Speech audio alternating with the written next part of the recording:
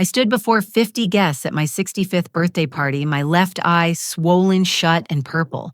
The conversations died instantly. My son Brandon puffed his chest out, announcing to everyone, "My wife Sarah finally taught Mom some respect.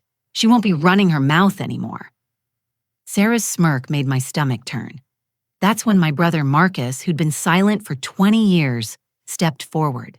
What he said next exposed secrets that would destroy my son's world and give me the sweetest revenge imaginable. 6 months before that horrible birthday, I was living what I thought was a blessed life. My name is Alana, and I'd been a widow for 10 years after my husband Thomas died in a car accident on Interstate 94 during a January blizzard. The insurance company said it was weather-related, just one of those tragic Minnesota winters that claims too many lives. I stayed in our family home in the suburbs of Minneapolis, a 4-bedroom colonial that Thomas and I had bought 32 years ago when Brandon was just 6 years old. Every morning I'd wake up at 5:30, make coffee in the same percolator Thomas bought me for our anniversary, and tend to my garden before the day got too warm. The neighbors always complimented my roses, especially the pink climbers that covered the arbor Thomas built with his own hands. I maintained everything just as he'd left it, from the workshop in the garage to his favorite leather chair in the den. Brandon was my only child, my pride and joy, or so I kept telling myself. At 38, he'd become a successful real estate developer, always wearing expensive suits and driving cars that cost more than most people's annual salaries. He'd inherited Thomas's height and broad shoulders, but somewhere along the way, he'd lost his father's kindness. I tried not to notice how his eyes had grown cold, how his smile never quite reached them anymore. 5 years ago, Brandon married Sarah at a lavish ceremony at the Lafayette Club. Sarah came from old money, the kind of family that had streets named after them in the historic districts. At 35, she carried herself with the kind of confidence that came from never having to worry about mortgage payments or grocery bills.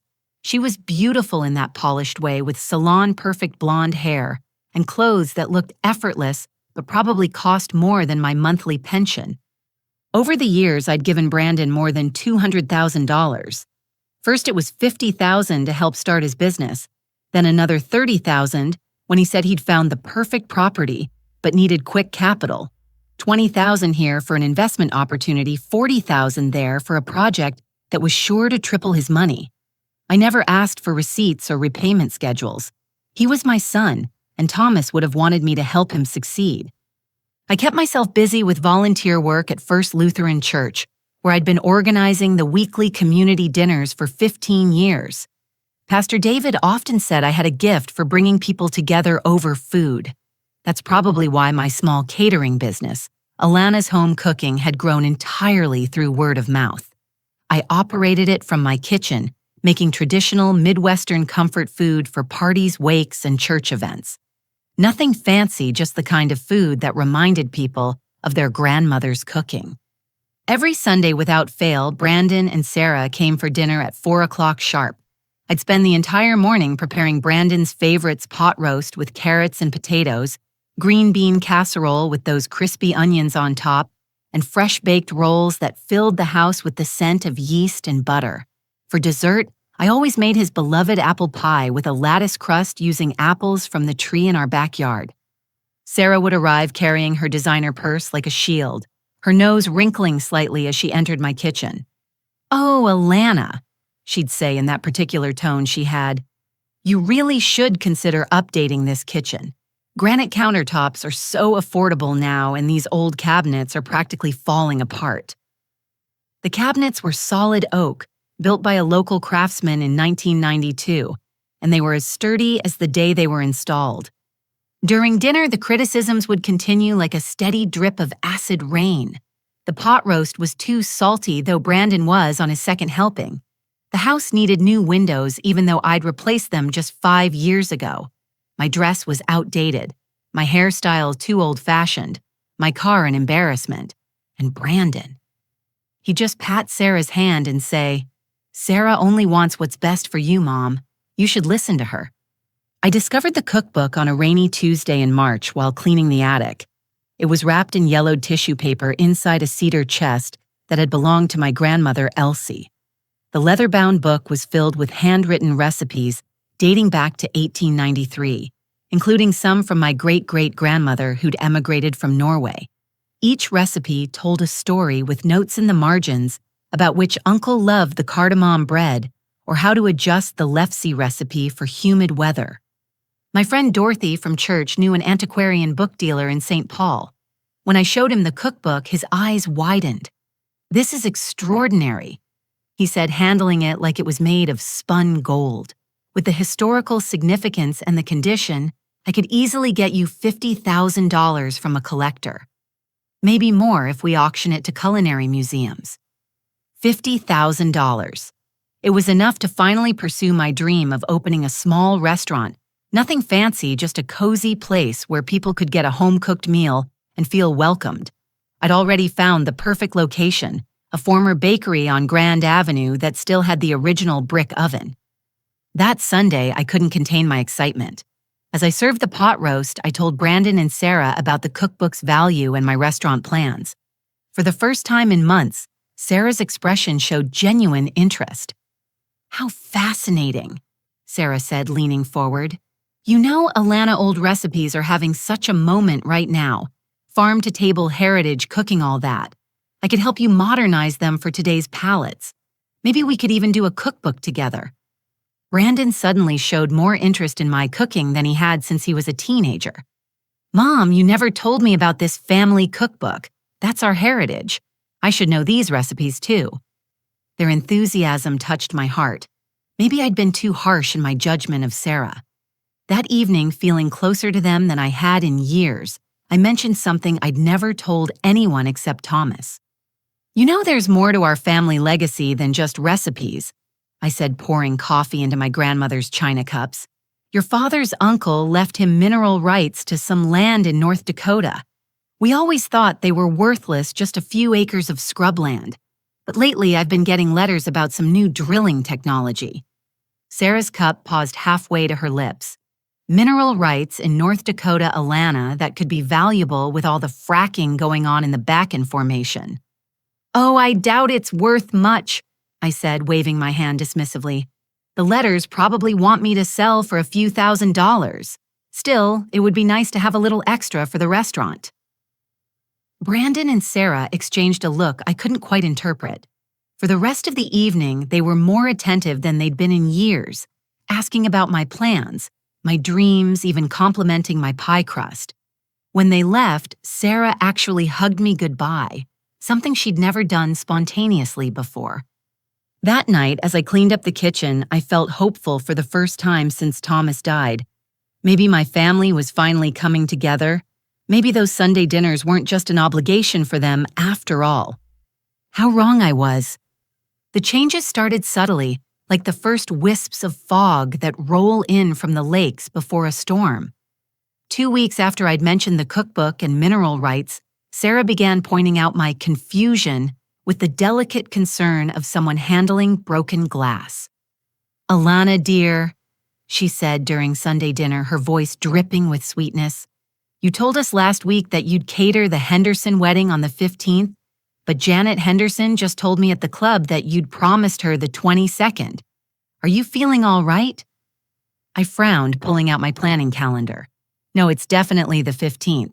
See, I wrote it down right here." Sarah leaned over her expensive perfume, making my eyes water. "Oh, but look, you've written it in pencil and there's erasing marks. Maybe you changed it and forgot." There were no erasing marks. My handwriting was clear as always. But Brandon was already nodding along with his wife. "Mom, you have been seeming a little scattered lately. Last week you called me 3 times about the same thing."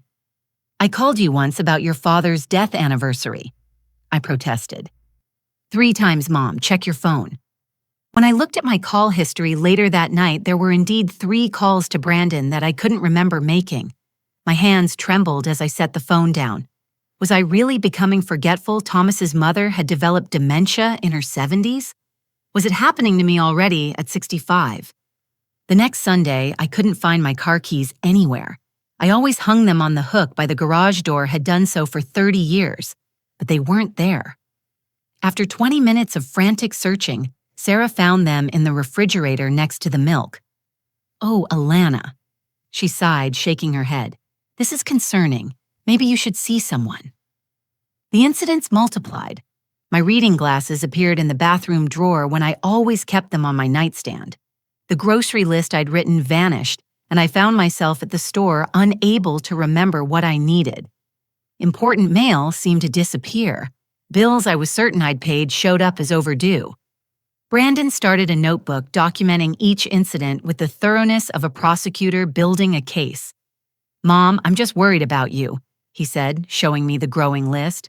"Look, 17 incidents in just 2 weeks. That's not normal." 3 weeks into this nightmare, Sarah arrived for Sunday dinner with a guest. Dr. Patricia Henley was a thin woman in her 50s, with sharp features and cold gray eyes behind designer frames. She smiled, but it never touched those calculating eyes. "I hope you don't mind," Sarah said. "Patricia is my cousin and a wonderful psychiatrist. She specializes in geriatric care.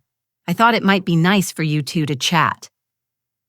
Dr. Henley spent the dinner observing me like I was a specimen under a microscope. Every time I reached for the salt or paused to find a word, she made a small note in the leather journal beside her plate. By dessert, my hands were shaking so badly I could barely cut the pie. "Alana," Dr. Henley said in a professionally soothing voice, "Sarah's told me about some memory challenges you've been having. These things are nothing to be ashamed of. Many people your age experience cognitive changes. I'd like to help." "I don't need help," I said firmly. "I'm just under stress with my catering business." "Denial is very common," Dr. Henley continued as if I hadn't spoken. "But early intervention can make such a difference. I'm going to prescribe something mild just to help with clarity and calm." "I don't want medication." Brandon reached across the table and took my hand. His touch, which once brought comfort, now felt like a trap. "Mom, please, do this for me. What harm could it do to try?" The pills came in a white bottle with my name printed neatly on the label. Donepezil for mild cognitive impairment. The first dose made me so drowsy I could barely keep my eyes open during my Wednesday church meeting. The second left me feeling like I was moving through thick syrup, my thoughts scattered like dandelion seeds in the wind. "That's perfectly normal," Dr. Henley assured me during a follow-up call. "Your body just needs time to adjust. Keep taking them." By the end of the week, I was struggling to remember basic recipes I'd been making for 40 years. At the Morrison anniversary party, I forgot to add sugar to the chocolate cake batter. The humiliation of serving a bitter, inedible cake to longtime clients burned worse than any physical pain. Sarah suggested ever so helpfully that she could manage my banking temporarily. "Just until you're feeling more yourself. You wouldn't want to make any financial mistakes." "I've managed my own finances since before you were born." I snapped the medication, making it hard to control my temper. "There's no need to be hostile," Sarah said, her voice wounded. "I'm trying to help. Brandon, your mother, is becoming aggressive. That's another symptom Dr. Henley mentioned." More documentation in Brandon's notebook, more concerned looks, more pills that made my world increasingly fuzzy around the edges. It was my neighbor, Frank Sullivan, who first made me question what was happening. Frank had lived next door for 25 years, a retired engineer who still had the sharpest mind on the block. I was trying to plant my tomatoes one May afternoon, but the ground kept spinning beneath me. "Alana, you all right over there?" Frank called from his side of the fence. "Just a little dizzy." I managed gripping the fence post. Frank's weathered face creased with concern. "You've been different lately. Not yourself. That daughter-in-law of yours has been around a lot when you're not home. Saw her coming out of your house Tuesday when you were at church." "She has a key," I said weakly, "probably just checking on me." "Maybe," Frank said, but his tone suggested otherwise. "Funny thing, though.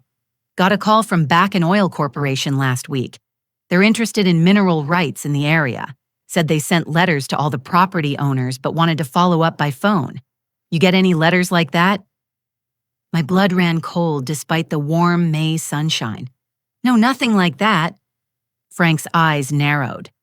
"Might want to check with the post office. Sometimes mail goes missing." He paused, choosing his words carefully. You know my wife took that same medication you're on when her doctor thought she had dementia. Turned out she didn't need it at all. Made her confused as hell, though, once she stopped taking it sharp as a tack again. That night, I stared at the white pills in my palm for a long time. Then I flushed them down the toilet and hid the empty bottle in my purse to maintain the illusion. Within 48 hours, the fog began to lift. My hands stopped shaking. My thoughts arranged themselves in orderly rows again. But I continued the charade, letting my words slur slightly, asking the same questions twice, fumbling with familiar tasks. Let them think their plan was working while I figured out exactly what that plan was. During the next Sunday dinner, Brandon suggested I sign a power of attorney. Just as a precaution, Mom, if something happens, Sarah and I could pay your bills, make sure everything's handled. I'll think about it, I said deliberately, knocking over my water glass. As Sarah rushed to clean up the mess, muttering about my deteriorating motor skills, I watched my son's satisfied smile and felt my heart shatter into pieces I wasn't sure could ever be reassembled. The storm wasn't gathering anymore. It was here, and I was alone in its path. Or so I thought. Because sometimes help comes from the most unexpected places, and secrets have a way of surfacing when you least expect them.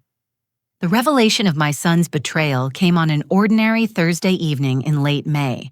I'd maintained my performance of confusion and decline for 2 weeks each day, discovering new depths to Brandon and Sarah's deception. That particular evening, they'd come for an unscheduled visit, Sarah's designer heels clicking against my hardwood floors like a countdown to disaster. We're just so worried about you, Sarah said, settling into Thomas's leather chair as if she owned it. Dr. Henley says you missed your last appointment. I had missed it deliberately, but I let my eyes go vacant. Did I? I thought that was next week. Brandon pulled out his ever-present notebook. Mom, this is the 3rd appointment you've forgotten. We need to talk about getting you more help. I don't need help, I protested weakly, purposely letting my voice quaver. I'm fine here. Are you, though? Sarah stood and walked to the mantel, picking up the photo of Thomas and me on our 25th anniversary.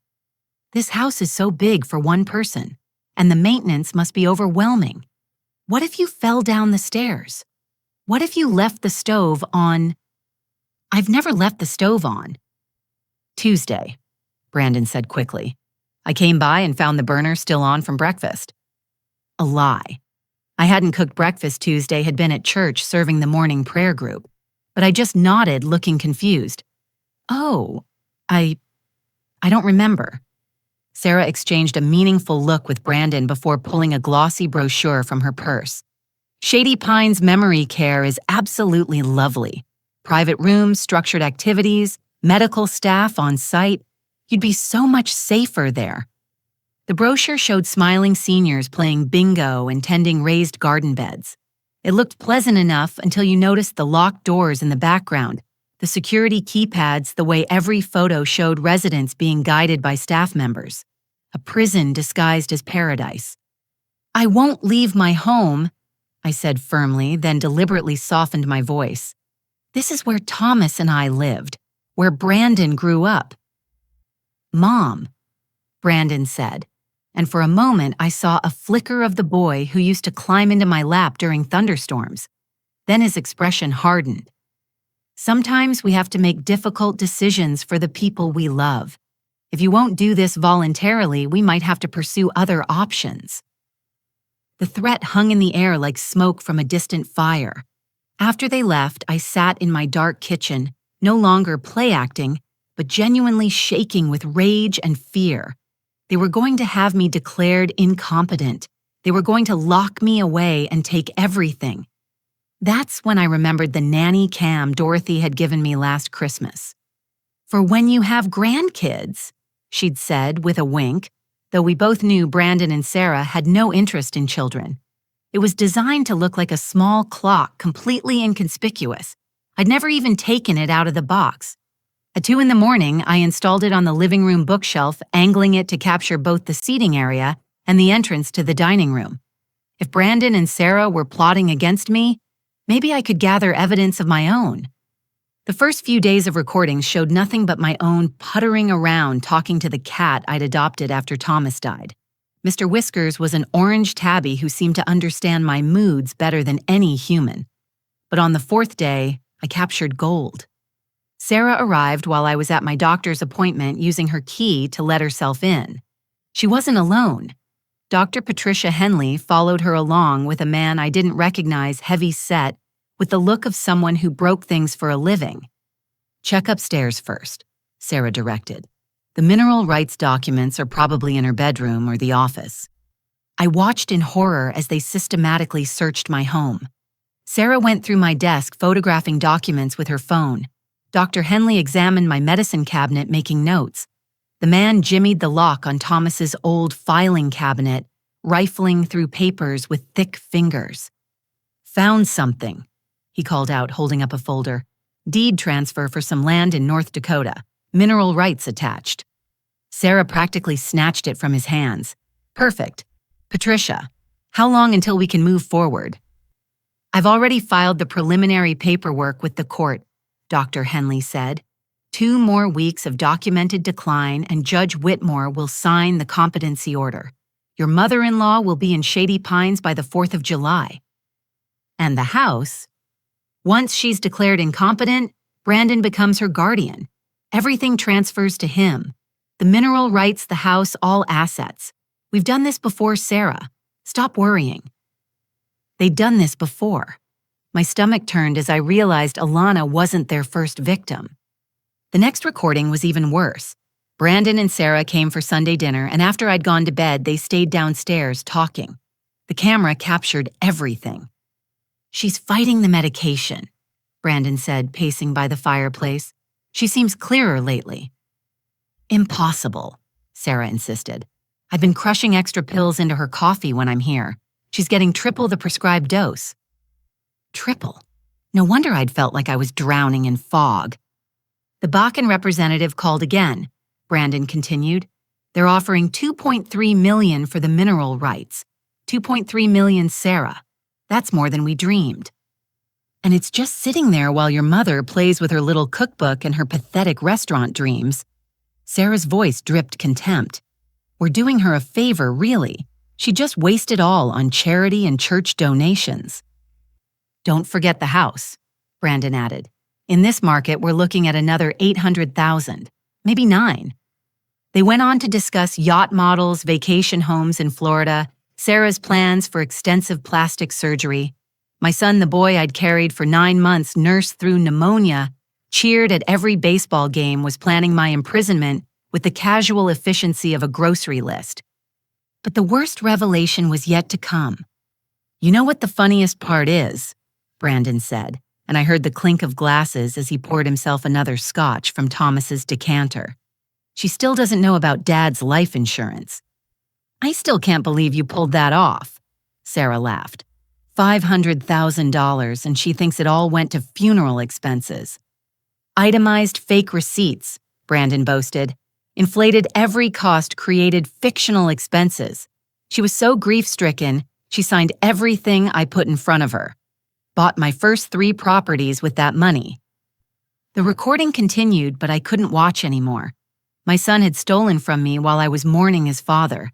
Every success he'd claimed, every achievement I'd proudly told the church ladies about, was built on theft and lies.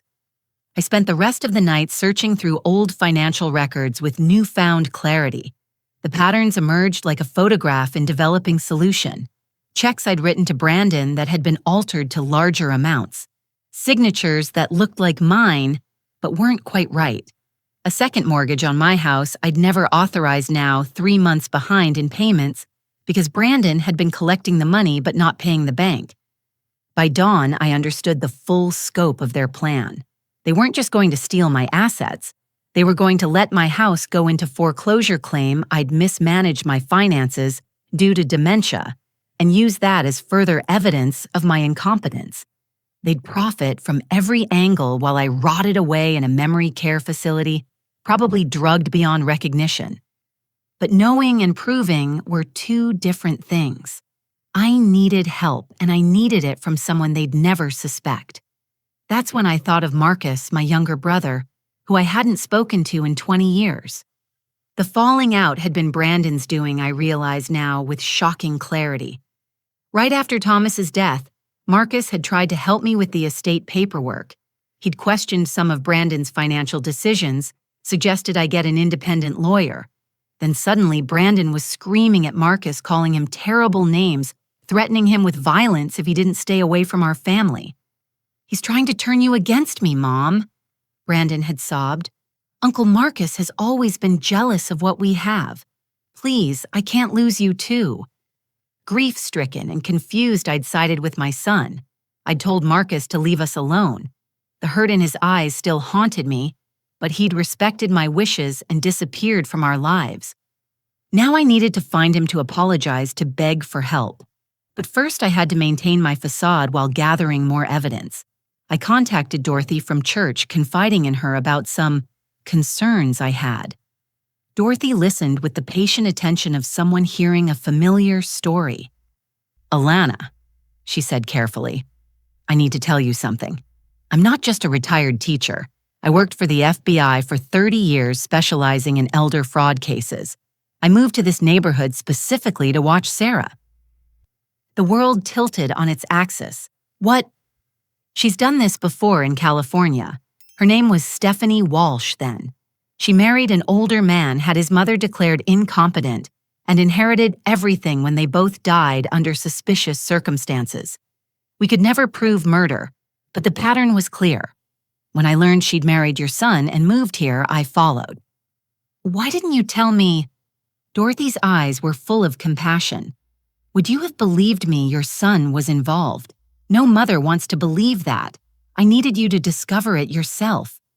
She helped me install more cameras, taught me how to record phone conversations legally in Minnesota, showed me how to create backup copies of everything in a cloud storage account Brandon didn't know about. She also had a contact who could help me find Marcus. 2 weeks later, I was sitting in a coffee shop in downtown Minneapolis, watching the door nervously. When Marcus walked in, 20 years older but still recognizable, I burst into tears. "Alana." He approached cautiously, as if I might bolt. "I got your message. I wasn't sure. After everything." "I'm so sorry," I sobbed. "Marcus, I'm so sorry. You were right about everything. About Brandon, about the money, and the things he said to you." Marcus sat down and took my hands. "Shh, it's okay. I've been waiting 20 years for this call. I knew eventually you'd see the truth. How bad is it?" I told him everything, watched his face cycle through shock anger, and finally a cold determination that reminded me of our father when someone had tried to cheat him in his hardware store. "Alana, I need to tell you something," Marcus said quietly. "I'm not a high school math teacher anymore. After Brandon's threats, I went back to school. I'm a forensic accountant now. I specialize in financial elder abuse cases. It's like I've been preparing for this moment for 20 years. The coincidence seemed impossible until Marcus explained. After what Brandon did, I started researching financial abuse, found out how common it is, how many families are destroyed. I couldn't save us then, but I've saved dozens of others. Now I can finally help you." He already had a lawyer in mind, James Morrison, who attended my church, but specialized in elder law. Within days, we had a team assembled: Dorothy with her FBI connections, Marcus with his financial expertise, James with his legal knowledge, and even the Bakken Oil Corporation, who agreed to freeze any transfer of mineral rights pending investigation. But we needed more than evidence.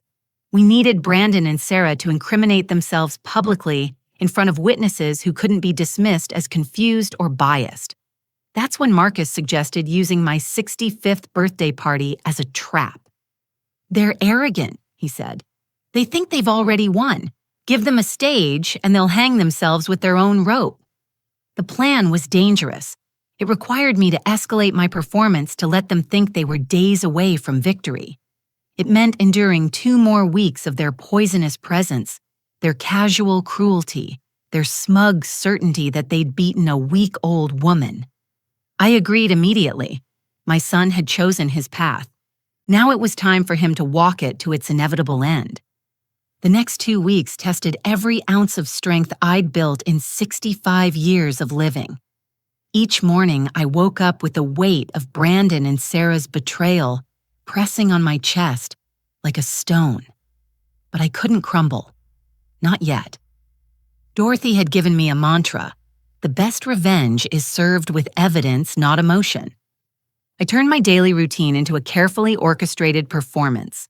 At 7 each morning, I'd take my medication, which was actually vitamin C tablets I'd substituted, making sure to leave the empty prescription bottle visible on my kitchen counter. I'd practice my confused expressions in the mirror, perfecting the vacant stare and slight hand tremor that convinced Sarah I was declining rapidly. My secret meetings with Dorothy took place at the 24-hour laundromat on University Avenue. Nobody questioned 2 older women doing laundry at odd hours. Dorothy brought equipment that looked like it belonged in spy movies, tiny voice recorders that could capture conversations from across a room, a device that copied digital files in seconds, even a hidden camera disguised as a button for my cardigan. "Remember," Dorothy instructed as she showed me how to activate the recording devices, "Minnesota is a one-party consent state. As long as you're part of the conversation, you can record it legally, but we need them to be specific about their plans. General nastiness isn't enough for criminal charges." The financial investigation Marcus conducted revealed a web of fraud that went back 15 years. My brilliant brother had managed to trace Brandon's hidden accounts, shell companies with names like Premier Development Holdings and Midwest Investment Solutions, all funded with money stolen from family members. He's been running a long con. Marcus explained during one of our clandestine meetings at a truck stop diner outside the city. "Look here, Aunt Helen's supposed gambling debts. The casino has no record of her ever losing more than $50 at their penny slots, but Brandon has receipts showing she borrowed $300,000 from him to cover gambling losses." How did he fake casino receipts? He didn't need to. He created fake loan documents, had her sign them when she was recovering from surgery and on heavy pain medication. Then he claimed she defaulted and took her lake cabin as payment. The pattern repeated with sickening consistency. Cousin Ruth's bad investments were actually profitable until Brandon gained access to her accounts. Uncle Carl's dementia-related spending sprees never happened, but Brandon had power of attorney and emptied his accounts anyway. He's stolen over $3 million from family members over the years. Marcus said, his voice tight with controlled fury. But you're his biggest target. Between the mineral rights, the house, and what he's already taken, we're looking at nearly $4 million. James Morrison, our lawyer, was building a RICO case. "This isn't just theft," he explained. "It's organized crime. Sarah, Dr. Henley, Judge Whitmore, they're all part of a conspiracy. We can get them all, but we need them to explicitly state their intentions." That's where my performance came in. I escalated my symptoms strategically. When Sarah visited, I'd misplace items she needed to find, like leaving the mineral rights documents on the dining table under a pile of junk mail, then acting panicked when I couldn't remember where I'd put them. "Oh, Alana." Sarah sighed with fake sympathy, photographing the documents with her phone. "These are so important. Maybe I should keep them safe for you." "No," I said stubbornly, snatching them back with shaking hands. "These are mine. Thomas left them to me." I watched her eyes flash with frustration before smoothing into that practiced smile. "Of course. I'm just trying to help." The hardest performance was with the neighbors. Word had to get back to Brandon and Sarah that I was deteriorating, so I had to convince people who'd known me for decades. I forgot to show up for my volunteer shift at church, then arrived 2 hours late, disheveled and confused. I let my garden become overgrown, stopped returning phone calls, even wore the same dress 3 days in a row to the grocery store. "Poor Alana," I heard Mrs. Chen whisper to her daughter. "Getting old is so cruel." Inside, I was fully alert, documenting everything in journals I kept hidden in a false bottom drawer Marcus had installed in my bedroom. Every conversation, every stolen glance between Brandon and Sarah, every pill they tried to slip into my drinks when they thought I wasn't looking. My greatest challenge came when Brandon brought legal papers to Sunday dinner. "Mom, it's just a formality," he said, spreading documents across the dining table. "Power of attorney for medical and financial decisions, just in case something happens." I pretended to struggle reading the documents, squinting and moving my lips. In reality, I was photographing every page with the camera pen Dorothy had given me. The documents went far beyond power of attorney. Buried in the legal language were provisions that would give Brandon immediate control of all my assets the moment I was declared incompetent. "I need to think about it," I mumbled, deliberately spilling coffee on the papers. "Mom." Brandon's mask slipped, showing real anger. "These took weeks to prepare." "I'm sorry." I whimpered, cowering in a way that made my skin crawl. "I'm just so clumsy lately." Sarah put a restraining hand on Brandon's arm. "It's okay. We'll get new ones. Alana, why don't you go lie down? You look tired." As I shuffled to my bedroom, I heard Sarah hiss, "Control yourself, 2 more weeks and it won't matter what she spills coffee on." The recorder in my pocket captured every word.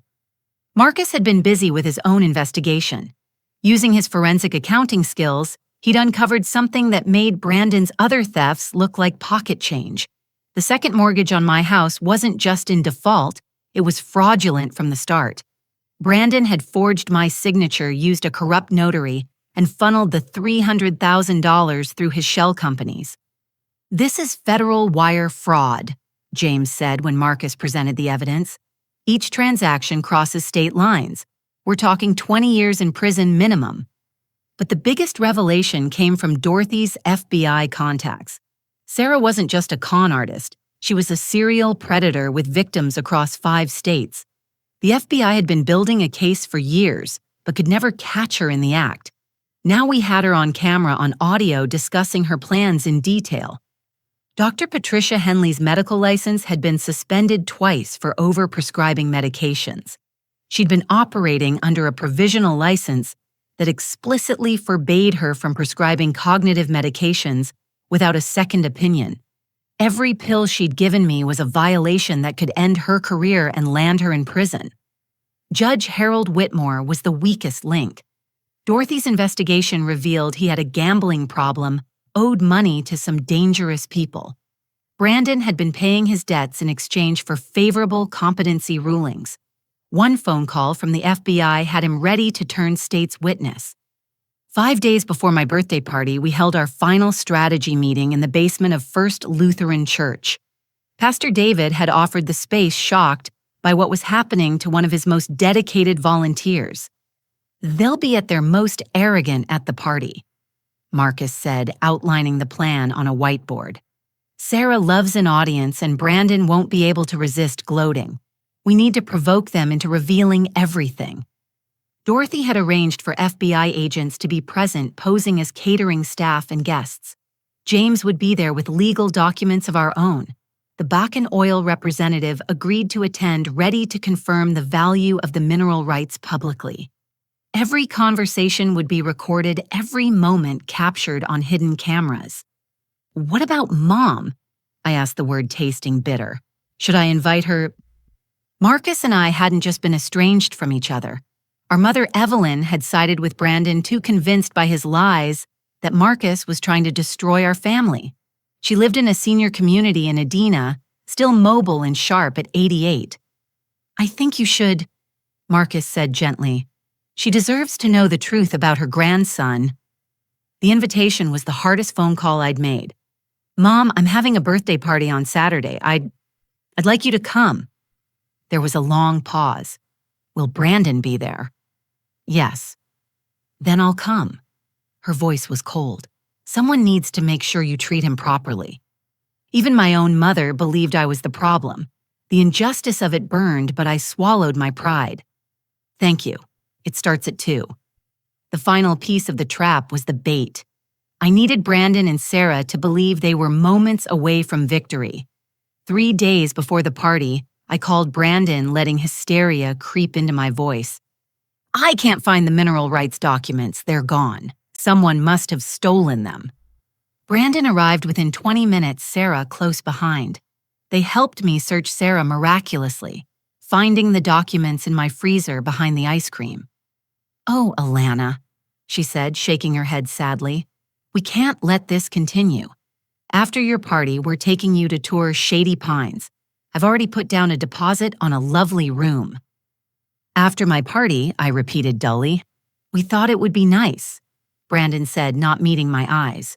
"One last celebration in your home before the transition. All your friends will be there. A proper goodbye. A goodbye to my freedom, my home, my life as I knew it, but I just nodded, letting tears fall. That's thoughtful. They left triumphant, never noticing the tiny camera that had recorded them planting the documents in my freezer or the voice recorder that captured their admission about Shady Pines. The night before my 65th birthday, I sat in my kitchen with Mr. Whiskers purring in my lap. Tomorrow, everything would change. Either justice would prevail or I'd lose everything.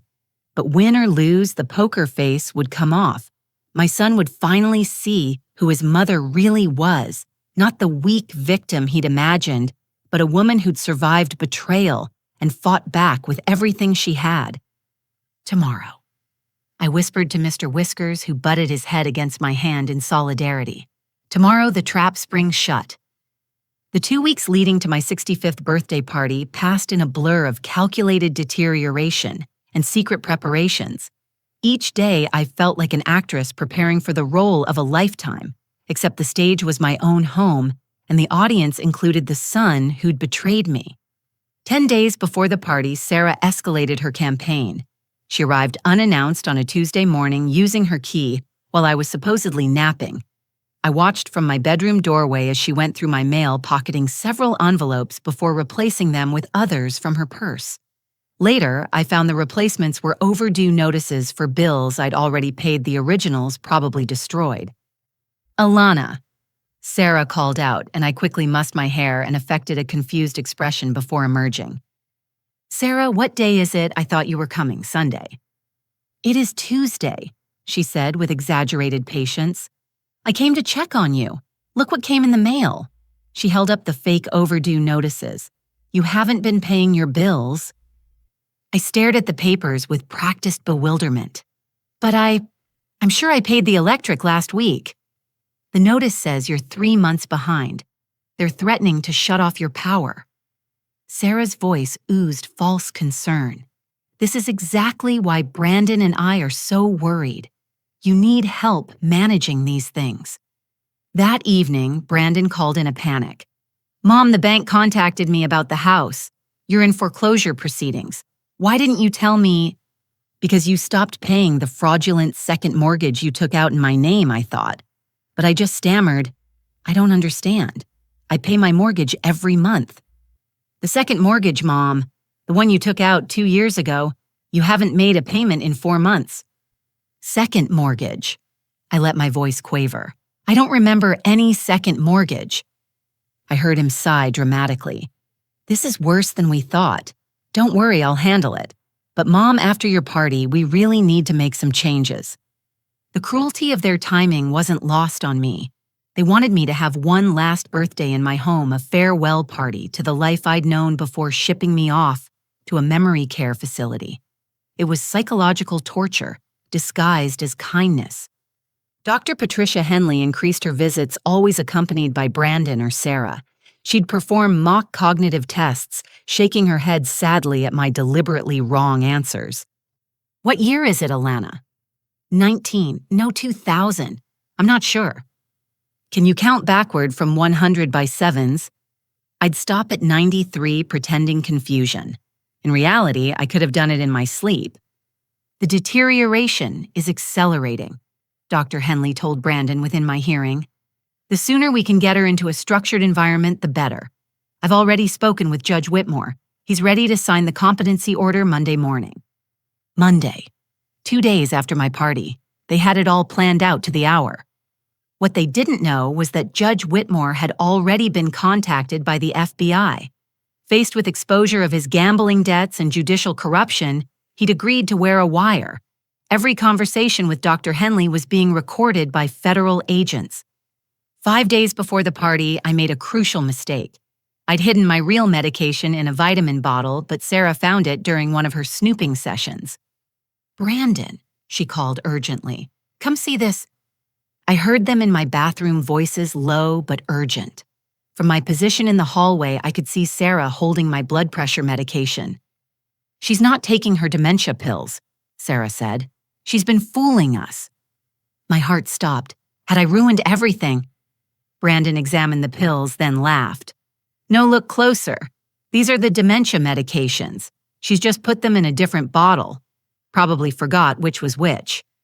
I'd been saved by their own arrogance. They couldn't conceive that I might be outmaneuvering them. In their minds, I was already a feeble, confused old woman, incapable of deception. 3 days before the party, Sarah brought fabric swatches to dinner. "For your room at Shady Pines," she explained. "I thought you'd like to have some familiar things around you. We can redecorate before you move in." The swatches were all institutional beige and gray. Nothing like the warm jewel tones I'd lived with for 30 years, but I fingered them with fake interest even as rage burned in my chest. "The blue is nice," I said vaguely. "It's gray Alana," Sarah corrected with a patronizing smile. "But yes, we'll go with that." Brandon pulled out his phone to show me photos. "Look, Mom, this is the memory care unit. See how nice the common areas are, and they have activities every day. Bingo crafts, sing-alongs." The photos showed elderly people in wheelchairs staring vacantly at a television playing children's cartoons. A staff member fed pudding to a woman who looked decades younger than her gray hair, suggested probably drugged into compliance. This was meant to be my future. "It looks," I swallowed hard, "nice." "And the best part," Brandon continued, "is that they handle everything. Medications, meals, finances. You won't have to worry about anything anymore." Because I'd be too medicated to worry, too controlled to object, too isolated to escape. That night I called Marcus in tears. Not fake ones, but real body-shaking sobs of grief for the son I'd lost. "I can't do this," I wept. "He's my baby. I remember when he was born how he used to look at me like I hung the moon. How did it come to this?" "He made his choices," Marcus said gently. "Every theft, every lie, every betrayal. You didn't fail him, Alana. He failed you. What if I'm wrong? What if there's still good in him? Then the party will prove it. If he backs down, shows, remorse, tells the truth, we can reassess. But we both know he won't. He's in too deep now." Marcus was right. The next day, Brandon brought the power of attorney papers again, now coffee-stain free and expanded to include provisions I hadn't seen before. One paragraph gave him the right to sell my house immediately upon my incapacitation to cover medical expenses. Another allowed him to liquidate all assets without oversight. "Just sign here, Mom," he urged. "Then we can focus on enjoying your party." I pretended to struggle with the pen, my signature deliberately shaky but still legally binding. I signed my name, knowing it was worthless that counter documents had already been filed by James Morrison that revoked any power of attorney obtained under duress or through fraud. But Brandon didn't need to know that yet. The final insult came the morning before my party. I woke to find Sarah in my bedroom going through my jewelry box. "Just deciding what you should wear tomorrow," she said without shame. "This pearl necklace would be lovely. It was your mother's, wasn't it?" "My grandmother's," I corrected. "Thomas gave it to me for our 10th anniversary after I admired it at Mom's house." "Well, you won't need jewelry at Shady Pines. They have a tendency to go missing in those places. Better if I keep the valuable pieces safe." She was already dividing up my possessions, claiming her spoils before I was even gone. I watched her pocket my diamond earrings, the ones Thomas had given me when Brandon was born, and said nothing. That night, unable to sleep, I walked through my home, touching every surface, every memory.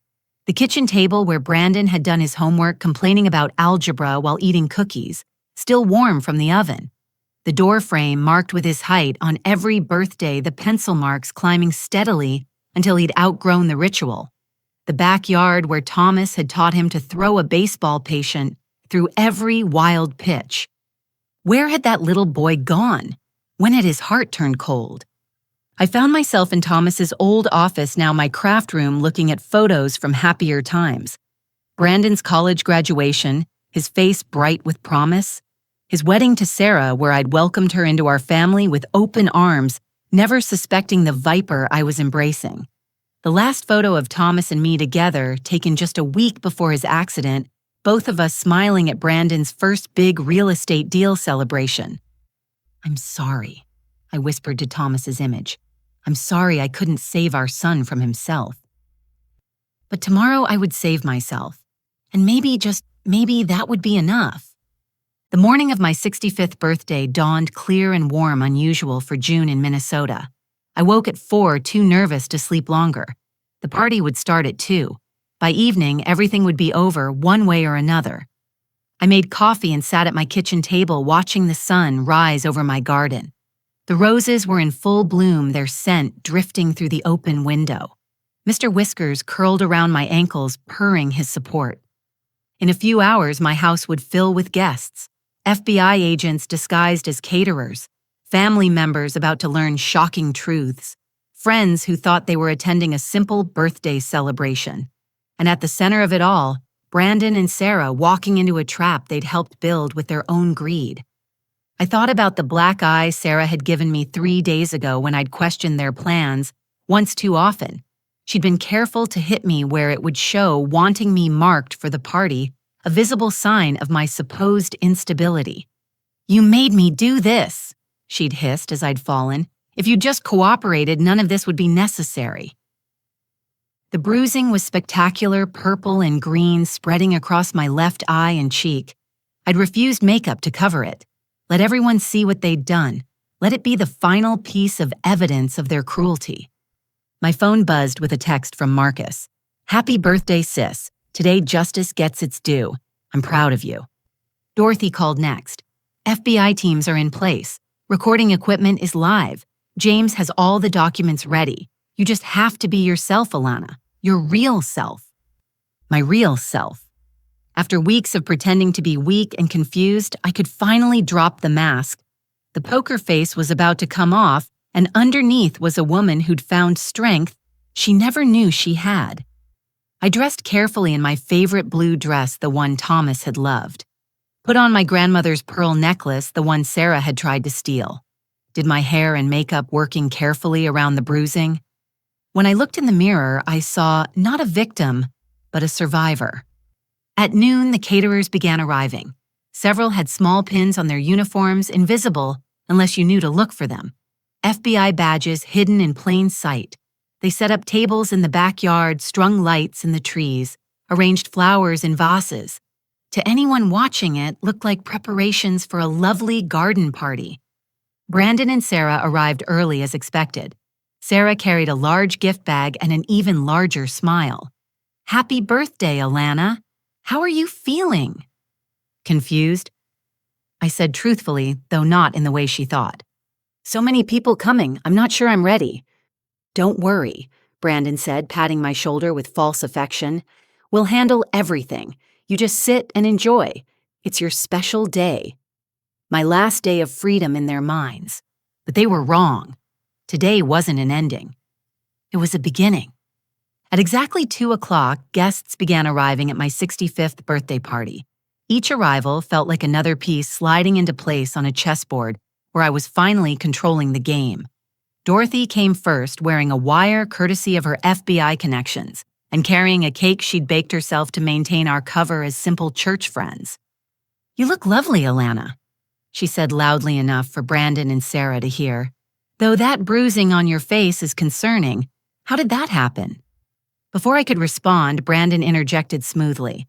"Mom's been having some balance issues. She fell a few days ago. We keep telling her to be more careful." I watched Dorothy's eyes flash with anger even as she maintained her pleasant smile. Every lie was being recorded. The backyard filled steadily.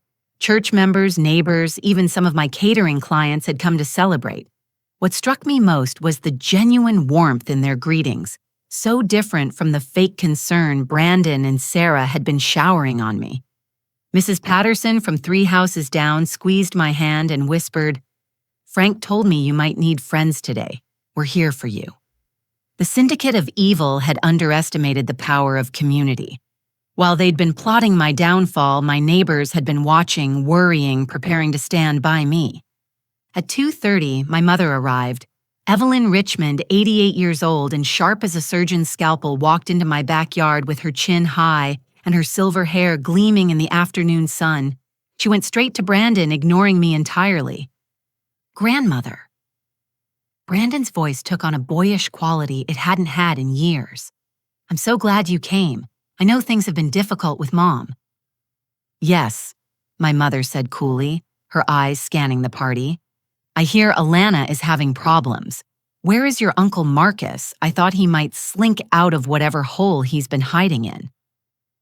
"I'm right here, Mother." Everyone turned as Marcus stepped out of the house. 20 years of estrangement had aged him, but he stood tall, wearing a perfectly pressed suit and an expression of calm determination. The silence that fell over the party was absolute. My mother's face went white, then red. "You have some nerve showing up here." "I was invited," Marcus said simply. "It's time we all talked about why I really stayed away for 20 years. Brandon, would you like to tell your grandmother what you threatened me with, or should I?" Brandon's mask slipped for just a moment, showing panic before he recovered. "Uncle Marcus is clearly still delusional. This is exactly why we asked you to stay away. Mom doesn't need this stress, especially in her condition." "Her condition?" Marcus pulled out his phone.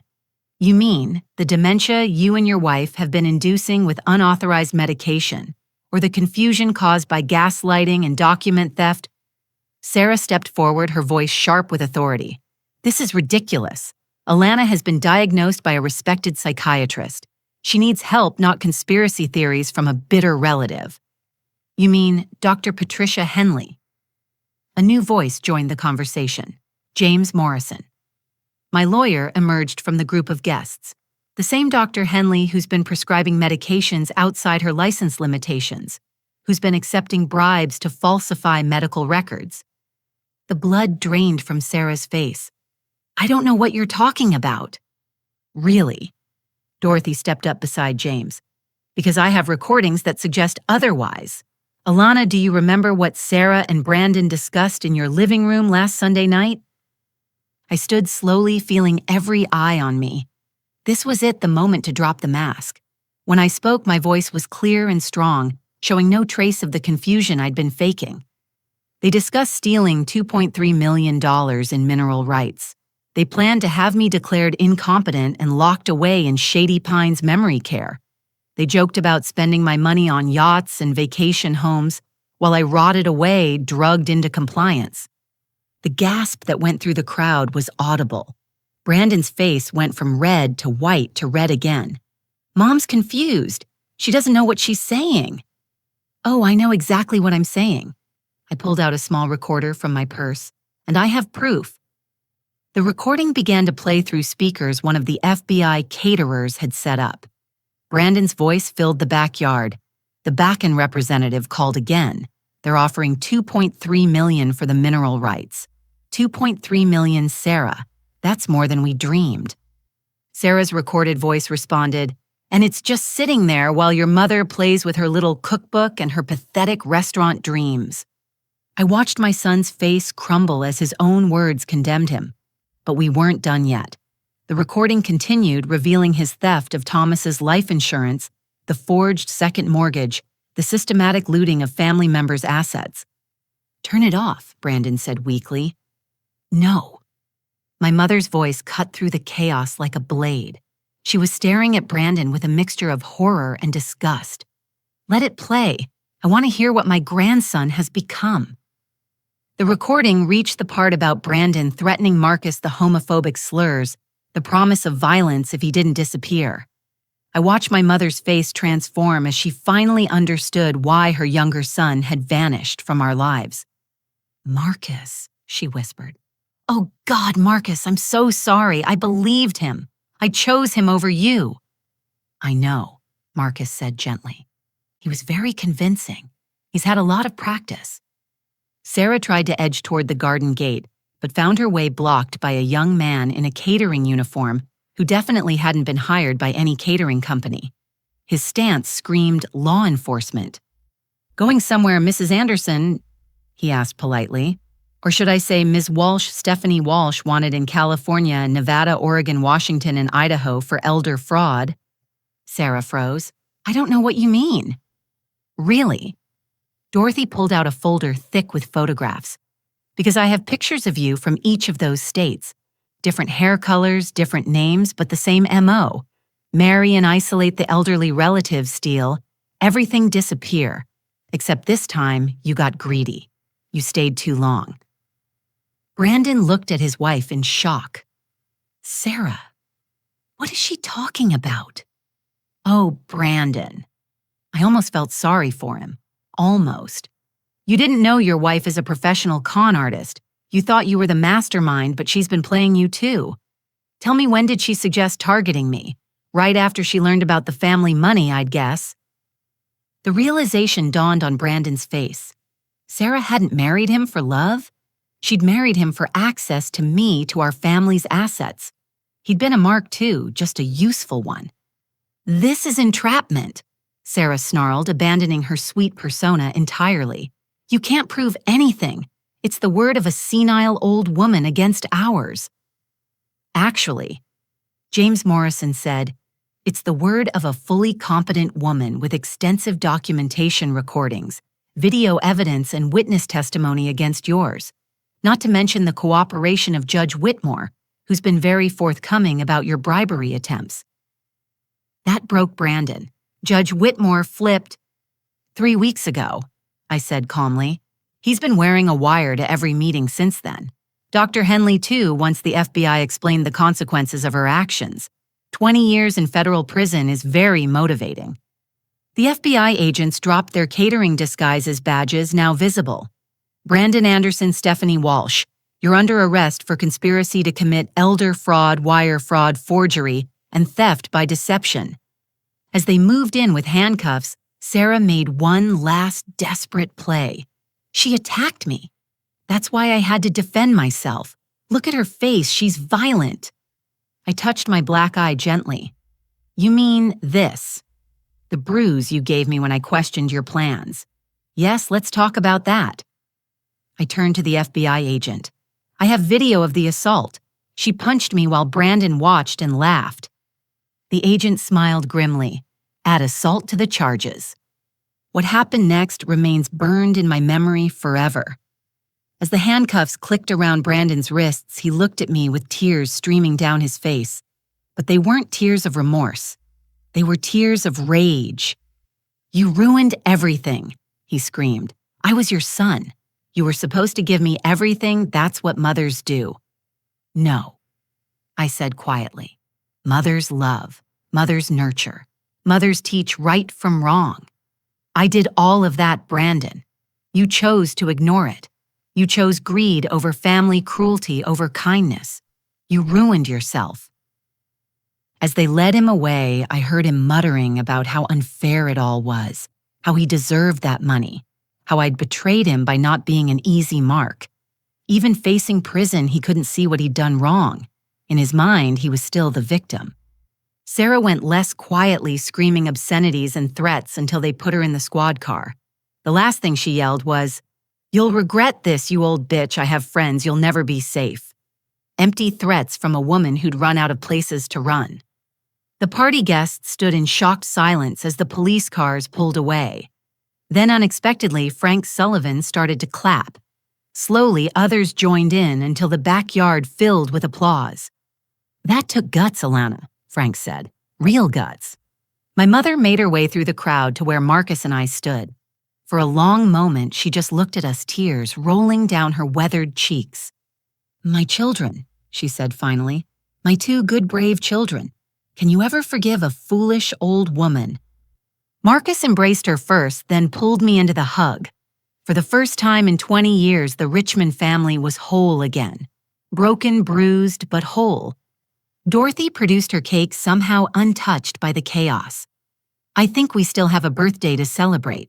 A real birthday. The birth of Alana's new life. As we cut the cake and guests began to relax, sharing stories and shock, I found myself by the rose arbor Thomas had built. The climbing roses were in full bloom, their sweet scent mixing with the evening air. I touched the wooden frame, still solid after all these years. "I did it, Thomas," I whispered. "I protected what we built. I stood up for myself. I hope you're proud." A warm breeze stirred the roses, and for just a moment I could swear I smelled his cologne mixed with the flowers. Maybe it was imagination, maybe it was wishful thinking, but I chose to take it as a sign of approval. Marcus found me there as the sun began to set. "You okay?" "I will be," I said honestly. "It hurts. Despite everything, he was still my son. I keep wondering where I went wrong." "You didn't," Marcus said firmly. "Some people are just broken, Alana, not from trauma or bad parenting, but from their own choices. Brandon chose to be who he became. You chose to be who you are. Look around this garden. These people came to support you because of the person you are. That's your real legacy." He was right. In trying to steal my life, Brandon had actually revealed how rich it really was. Not just in money or property, but in relationships and community, in the strength to face hard truths and emerge victorious. But the story wasn't quite over. There were still revelations to come, still justice to be served. And somewhere in a federal holding facility, my son was about to learn just how thoroughly his house of cards had collapsed. The weeks following my birthday party unfolded like a judicial avalanche, each revelation bringing fresh shockwaves through our extended family and community. The FBI investigation, which had started with elder fraud, expanded into a massive racketeering case that made headlines across Minnesota and beyond. Sarah, whose real name was indeed Stephanie Walsh, turned out to be connected to an entire network of professional con artists who specialized in elder fraud. The FBI discovered she'd been married 4 times before Brandon, each marriage ending with a dead or incapacitated elder, and missing assets totaling over $12 million. She wasn't just a con artist, she was potentially a serial killer who used financial crime to cover her tracks. Brandon's asset seizure revealed the true scope of his crimes. Beyond the $3 million stolen from family members, investigators found he defrauded over 24 elderly clients through his real estate business. He'd convinced them to sign over properties for development, then flip them for massive profits while giving the original owners pennies on the dollar. One couple had been living in their car after Brandon stole their retirement home. The trial was a media sensation. I testified for 3 days detailing the gaslighting, the drugging, the systematic destruction of my sense of reality. The prosecutor played my recordings, showed my videos, presented the mountain of evidence Marcus and I had gathered. Every word felt like pulling thorns from my heart, painful but necessary for healing.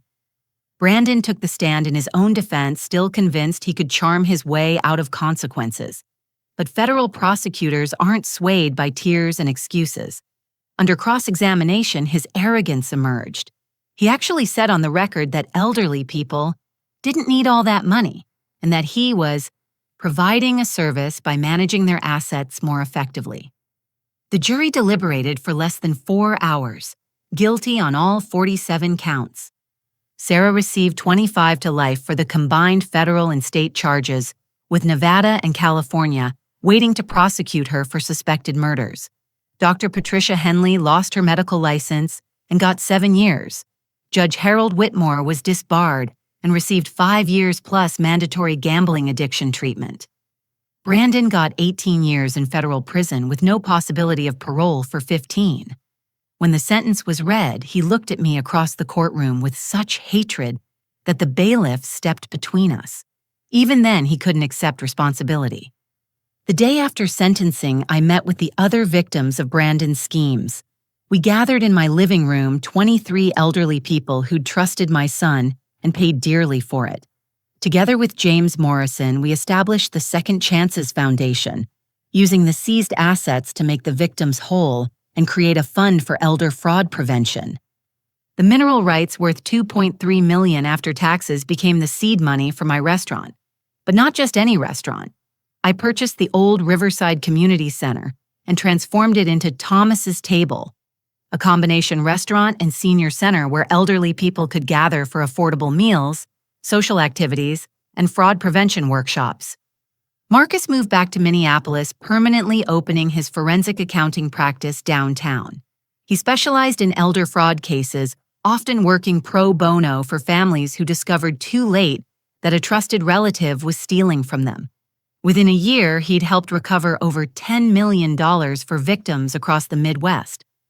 My mother sold her condo in Edina and bought a smaller place near me. At 88, she became our most passionate advocate for elder rights, speaking at senior centers and churches about the warning signs of financial abuse. If it can happen to someone as stubborn and suspicious as me, she'd say, it can happen to anyone. Dorothy officially retired from the FBI but continued consulting on elder fraud cases. She also became my business partner at Thomas's Table, using her investigative skills to vet every employee and volunteer. Can't be too careful, she'd say with a wink. These predators are everywhere. Thomas's Table opened on what would have been our 40th wedding anniversary. The whole community came out to celebrate. We served traditional Midwestern comfort food from my grandmother's cookbook, which I'd decided not to sell after all. Instead, I published it myself with all proceeds going to the Second Chances Foundation. Frank Sullivan gave a toast that night that still makes me cry. To Alana, who showed us that strength isn't about never falling down. It's about getting back up, dusting yourself off, and serving a damn good pot roast while you're at it.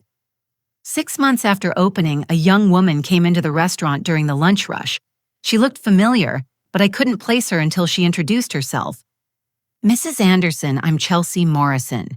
Brandon was my professor in college. Business ethics, ironically enough. My hand stilled on the coffee pot I was holding. I remember you. You came to the house once for a department dinner. I need to tell you something, Chelsea said, her voice urgent. About Brandon, about what he did to some of us students. Over the next hour, Chelsea revealed another layer of Brandon's predatory behavior. He targeted vulnerable students, especially those estranged from their families, and convinced them to take out loans for fake business ventures.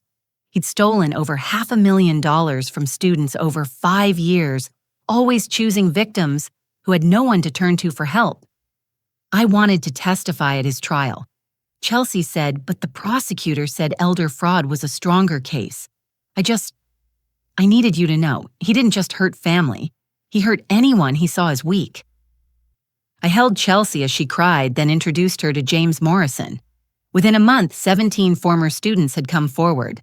Brandon was charged with additional counts of fraud and abuse of power. His sentence was extended by another 12 years. The revelation about the students was the final blow to any lingering maternal feelings I had. My son wasn't someone who'd made bad choices under Sarah's influence. He was a predator who'd found another predator to marry. They'd enabled each other, fed off each other's cruelty. A year after the party, I received a letter from Brandon in prison. I almost threw it away unopened, but Dorothy convinced me to read it with witnesses present. Mother. It began not Mom or Dear Mom, just Mother. I hope you're satisfied. You've destroyed my life over money that should have been mine anyway. Dad would have wanted me to have it. He would have understood that I was just trying to build something great. I'm in hell here. The other inmates found out what I did, and they don't like people who hurt the elderly. I get beaten regularly. The food is inedible. My cellmate snores. Is this what you wanted? Sarah turned state's evidence against me for a reduced sentence. She told them everything was my idea. My own wife betrayed me just like you did. Are you happy now? I'll be out eventually, and when I am, I'll rebuild. I'll be successful again, and I'll never speak to you again. You're dead to me. I read the letter twice, waiting to feel something. Sadness maybe, or guilt. Instead, I felt only a profound relief. He still didn't understand. He blamed everyone but himself. Prison hadn't taught him remorse, only resentment. The boy I'd raised was truly gone if he'd ever existed at all. I filed the letter with my lawyer in case Brandon made good on his implied threats, then went back to my life. A life filled with purpose, community, and joy I'd never expected to find at 66. Thomas's table grew beyond my wildest dreams. We opened 2 more locations, employed over 50 people, and served thousands of meals to seniors who might otherwise eat alone. The fraud prevention workshops had helped dozens of families identify and stop elder abuse before it destroyed their lives. My favorite part of each day was the morning coffee clatch, where regulars gathered to share stories, play cards, and look out for each other. We'd created more than a restaurant. We'd created a family of choice for people whose biological families had failed them. 3 years after that horrible birthday party, I stood in my garden on another June afternoon. The roses were blooming again, climbing the arbor in glorious profusion. Marcus was there, along with his partner Robert, who'd become another dear friend. My mother, now 91 and still sharp as ever, held court at a table regaling Dorothy and James with stories of her latest speaking engagement. The Hendersons, whose wedding I'd catered so long ago, had brought their new grandbaby to meet me. Chelsea Morrison was there too, now a successful lawyer specializing in victim advocacy. Even Pastor David had come offering a blessing for the meal and the gathering. "You know what today is?" Marcus asked, standing beside me at the rose arbor. "Tuesday." I said, though I knew what he meant. 3 years exactly since the party, since you got your life back. I thought about that for a moment. No, not got it back. That implies returning to what was. This is entirely new. I had to lose everything I thought I knew to find what really mattered. "Any regrets?" Robert asked gently. "About Brandon, no. I regret that I raised a son capable of such cruelty, but I don't regret stopping him. He made his choices. I made mine. And look what grew from those choices." I gestured around the garden where 3 generations mingled, sharing food and laughter, where former victims had become advocates, where loneliness was banished by community, where every person knew they were valued not for their assets, but for their hearts. Alana. A hesitant voice made me turn. A woman in her 40s stood at the garden gate looking uncertain. "I'm sorry to intrude.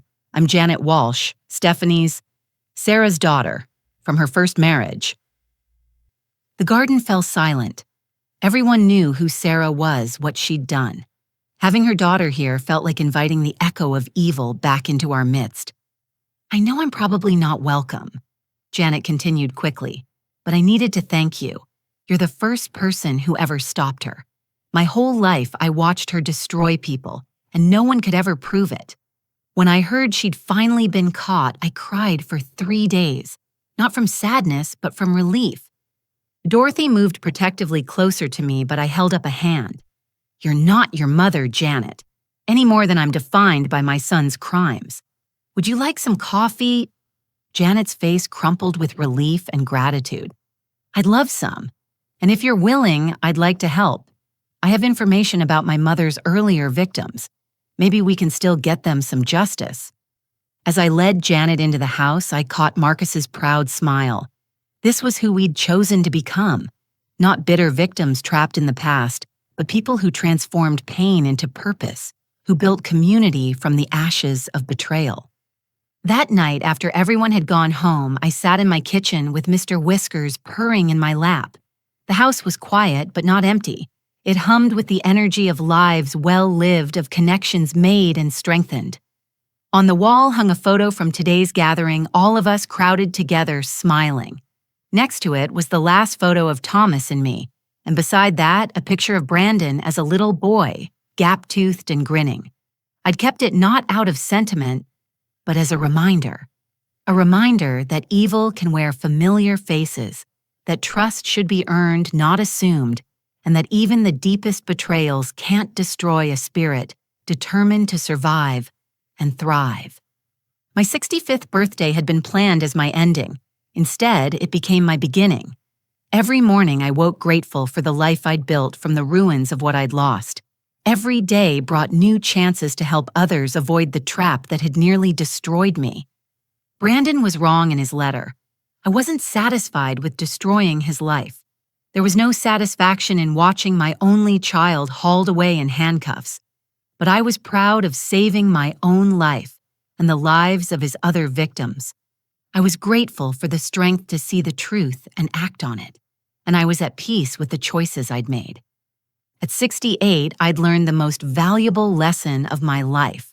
Setting boundaries isn't cruel. It's necessary. Self-worth isn't selfish. It's essential. And sometimes the greatest gift you can give someone is not your trust, but your truth. The roses would bloom again next summer and the summer after that. Thomas's table would continue to serve meals and hope in equal measure. The Second Chances Foundation would help more victims become survivors. And somewhere in a federal prison, my son would continue to rage against a justice he'd never understand. But that was his story. Now, not mine. My story was written in every meal served, every hand held, every elder protected from predators, who thought age meant weakness. My story was in Marcus's laughter, my mother's fierce advocacy, Dorothy's steady friendship, and the dozens of lives interconnected through shared purpose. This is my truth, my testimony, my triumph. I was betrayed by blood, but saved by choice. I lost a son, but gained a community. I faced evil wearing a familiar face and refused to let it win. And every morning when I stand in my garden and smell the roses, I whisper the same words to the morning air. Thank you, Thomas, for teaching me to be strong. Thank you, Marcus, for waiting for me to find the truth. Thank you, Dorothy, for showing me how to fight. And thank you, Brandon, for revealing who you really were in time for me to save myself. Because in the end, that's what this story is really about. Not the money or the house or even the justice. It's about a woman who spent 65 years thinking her worth came from serving others, only to discover her true value lay in serving herself first. It's about learning that love without boundaries is just another word for enablement. And it's about the beautiful, terrible truth that sometimes the people who share our blood are the ones most likely to spill it. My name is Alana Richmond Anderson, and I survived. If you've made it this far in my story, thank you for listening to this journey of betrayal, resilience, and ultimately triumph. I shared these painful details because I know I'm not alone. Elder financial abuse affects millions of families, often hidden behind closed doors, and family shame. Have you or someone you love experienced similar betrayal from those who should protect you? What warning signs do you wish you'd recognized earlier? Please share your thoughts in the comments below. Your story might be the lifeline someone else needs to recognize the danger they're in. If this story resonated with you, please hit that like button. It helps other people find these important stories. Consider subscribing to hear more real-life accounts of survival and justice. And if you know someone who might benefit from hearing this story, please share it with them. Sometimes the most loving thing we can do is open someone's eyes to a truth they don't want to see. Thank you for being part of this community, for believing that age doesn't diminish our worth, and for understanding that setting boundaries isn't just self-care, it's self-preservation. May you find the strength to face whatever betrayals life brings, and may you always remember that your worth isn't determined by what others can take from you, but by what you choose to build from what remains. Until next time, stay strong, stay aware, and never forget that you deserve respect, dignity, and justice, no matter your age. With gratitude and hope, Alana.